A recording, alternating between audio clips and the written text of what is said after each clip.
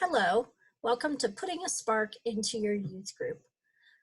My name is Melinda Ryan with OSU Extension in Champaign County. We're glad that we get an opportunity to bring you a shortened version of our presentations that we were going to be giving at the Ohio 4-H Conference. So to sort out about putting a spark back in our youth groups, let's first identify the types of youth groups that we have. One, we obviously have our 4-H clubs, and there are certain ways that the clubs need to be run, but other youth groups that we work with are junior leaders, species committees, camp counselors, food and fashion boards, car teams, and junior fair boards. Sometimes these groups are very active, depending on the kids that you have in them, and then sometimes they just fizzle out.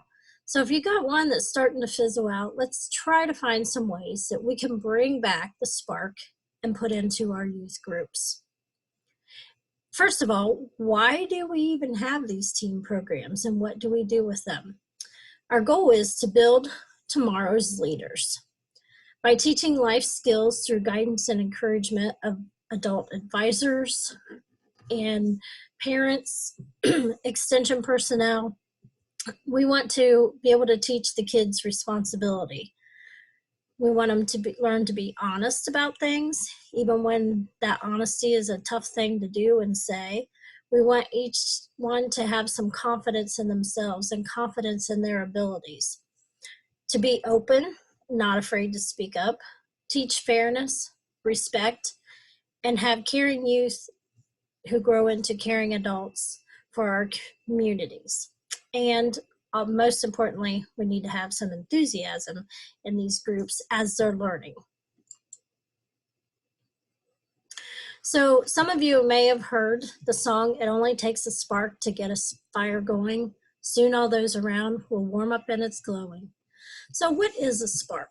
A spark is something that can ignite something very large, or it could be a spark that kind of fizzles out.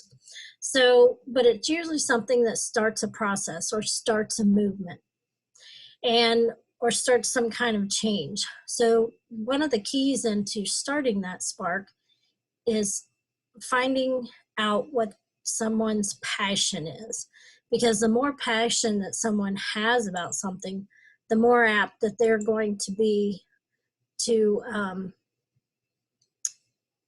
part of that movement and part of that group.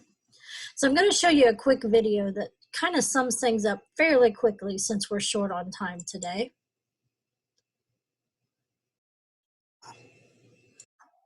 And this is a TED Talk about leadership, but it applies about putting a spark into our groups also.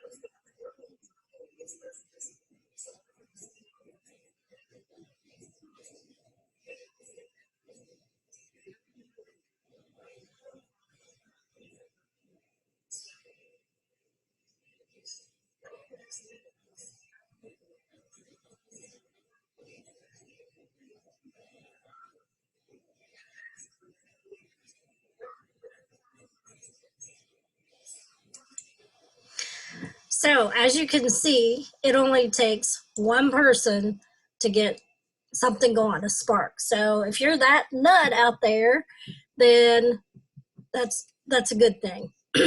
So we want to show enthusiasm and a positive attitude for any ideas that may come up.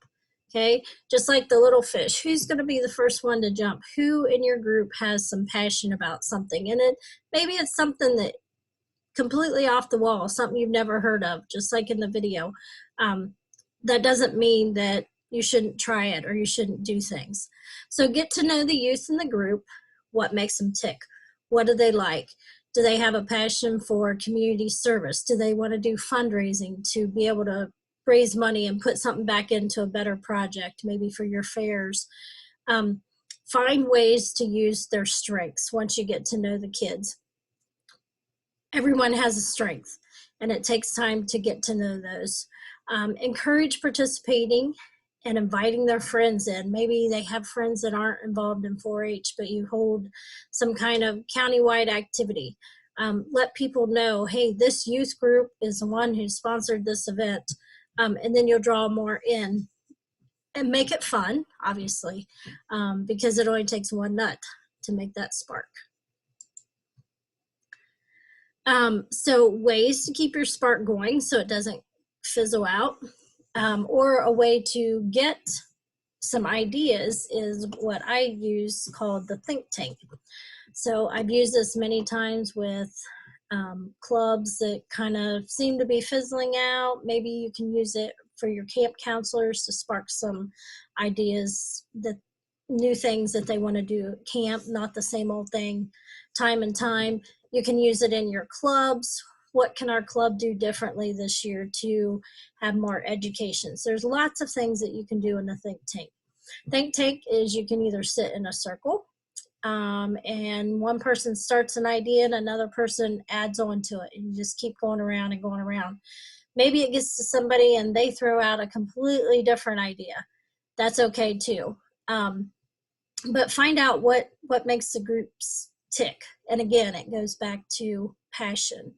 Another way to do the think tank is take a word, write it on a whiteboard, and allow the youth members to say whatever comes to their mind. Sharing and giving responsibility creates ownership. So if you start the activity of a think tank, then back out of it. Let them do all the talking, let them do all the brainstorming. And it becomes a team effort. And obviously in 4-H, we learn by doing. And we might not get it right the first time, but that's okay. We try again. That's what it's all about. So the thing is, make sure that you don't give up on a group and you find new ways to keep that spark going, because our generations change, interests change, we compete more with sports and different things like that. So there's always a way to have a spark within a group. So I want to thank you for joining our quick version here today. And if you have any questions at all, I'm going to stop sharing my screen here. And my information is over here. If you have any questions, feel free to contact me, and stay safe and have a wonderful day.